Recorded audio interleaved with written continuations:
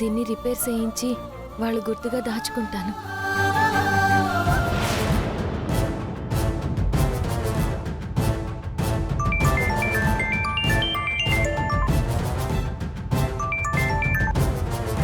త్రిష, ఇక్కడ లక్ష్మి నెమ్మదిగా మ్యాడీని తన వైపుకు తిప్పుకునే ప్రయత్నం చేస్తుంది. మ్యాడీ కూడా తన మీద ఇంట్రెస్ట్ చూపిస్తున్నాడు. వాళ్ళిద్దరూ ఒకటైపోయారు అంటే నువ్వు ఏం చేయలేవు, నేను ఏం చేయలేను.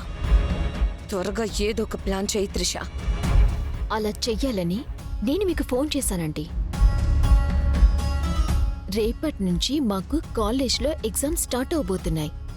లక్ష్మి దగ్గర హాల్ టికెట్ ఉంటుంది. ఎలా అయినా మీరు ఆ హాల్ టికెట్ తీసుకురండి ఆంటీ. దేనికి త్రిష? తీసుకొచ్చాక మీకు అన్ని వివరంగా చెప్తాను. తొందరగా తీసుకురండి ఆంటీ.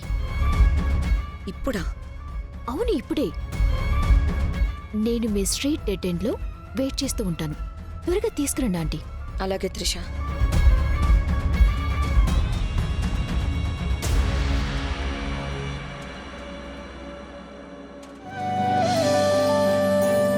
లక్ష్మి, మ్యాడీ, రండి భోంచేద్దాం. వస్తున్నాం అత్తయ్య.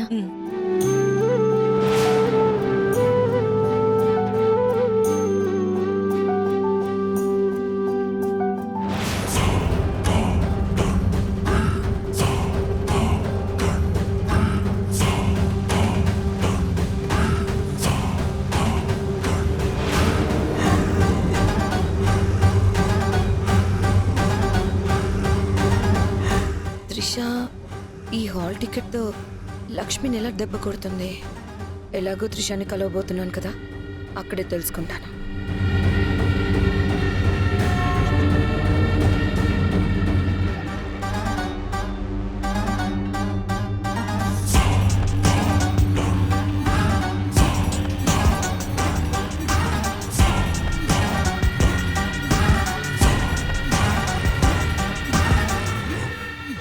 హాల్ టికెట్ తీసుకొచ్చారా ఆంటీ?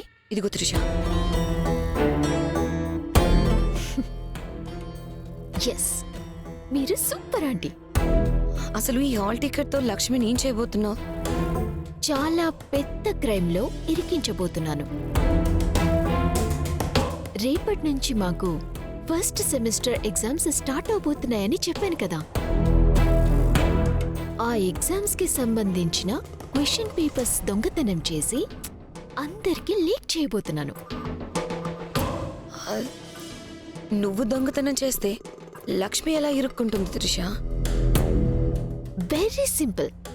నేను దొంగతనం చేస్తాను, కానీ దొంగతనం జరిగిన ప్లేస్లో ఈ హాల్ టికెట్ ని పడిస్తాను. సో అప్పుడు దొంగతనం చేసింది లక్ష్మీనే అని అందరూ డౌట్ పడతారు. ఆ ప్లాన్లో భాగంగా నేను దొంగిలించిన క్వశ్చన్ పేపర్ని కాలేజ్ స్టూడెంట్స్ మొత్తానికి షేర్ చేస్తాను.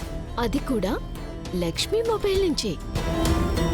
తనకి మ్యాడీ గిఫ్ట్గా ఇచ్చాడు కదా, ఆ మొబైల్ నుంచి.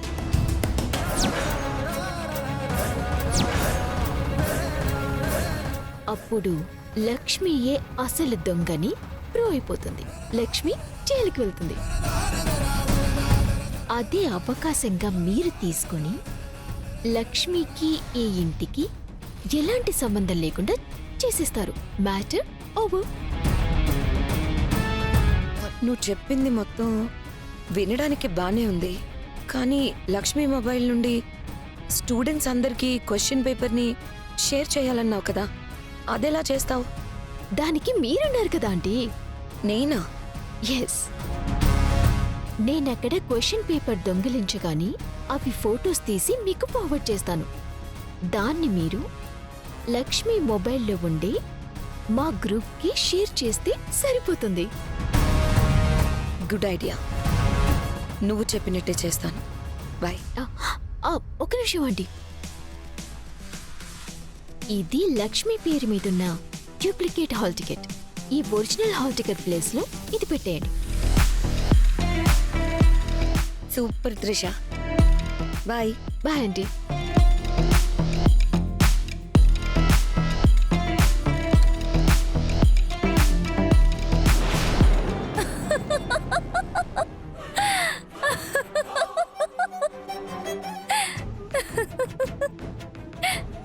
లేదండి.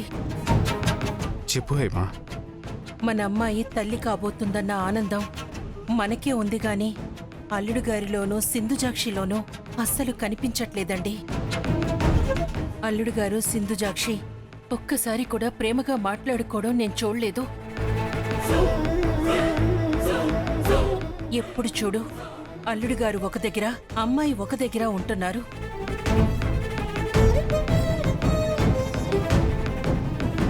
గోపి, సింధుజాక్షి,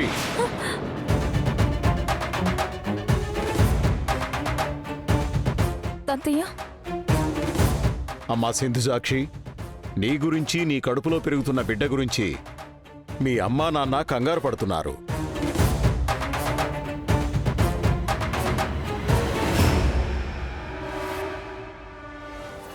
రేపొక్కసారి ఆసుపత్రికి వెళ్ళొద్దాం. అప్పుడు గాని వీళ్ళకి ధైర్యంగా ఉండదు. ఇప్పుడు హాస్పిటల్కి ఎందుకు తాతయ్య? వెళ్తే మంచిది కదమ్మా. మొదటి నెల నుంచి ట్రీట్మెంట్ తీసుకుంటే మంచిది.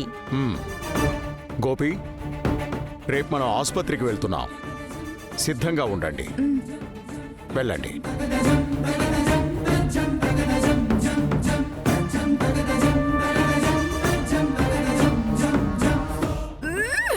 నీ వల్ల నాకు అక్కడ మనశ్శాంతి లేదు, ఇక్కడ మనశ్శాంతి లేదు. అందరికీ కనిపించేలా అలా డల్ గా కూర్చోకపోతే ఇక్కడ ఏదో ఒక మూల కూర్చోవచ్చు కదా. ఇప్పుడు చూడు, తాతయ్య హాస్పిటల్కి వెళ్దాం అంటున్నారు. మనం వెళ్తే నేను ప్రెగ్నెంట్ కాదన్న నిజం బయటపడుతుంది. నువ్వేం చేస్తావో నాకు తెలీదు. రేపు మాత్రం మనం హాస్పిటల్కి వెళ్ళకూడదు. తాతయ్యని ఎలా మేనేజ్ చేస్తావో నువ్వే చేసుకో. లేదంటే మీ ఊళ్ళో జరగాల్సిన ఘోరం ఇక్కడ జరుగుతుంది. వద్దండి, మళ్ళీ అలాంటి ప్రయత్నం మాత్రం చేయకండి. అయితే మనం హాస్పిటల్కి వెళ్లకుండా నువ్వే చూసుకోవాలి.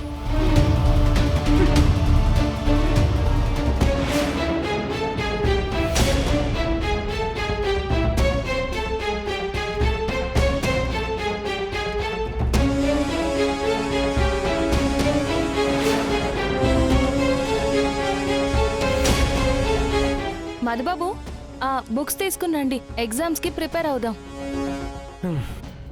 అదంతా నా వల్ల అయ్యే పని కాదు.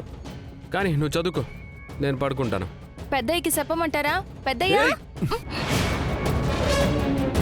ప్రతి దానికి తాతయ్యని ఎందుకు ఇన్వాల్వ్ చేస్తావు?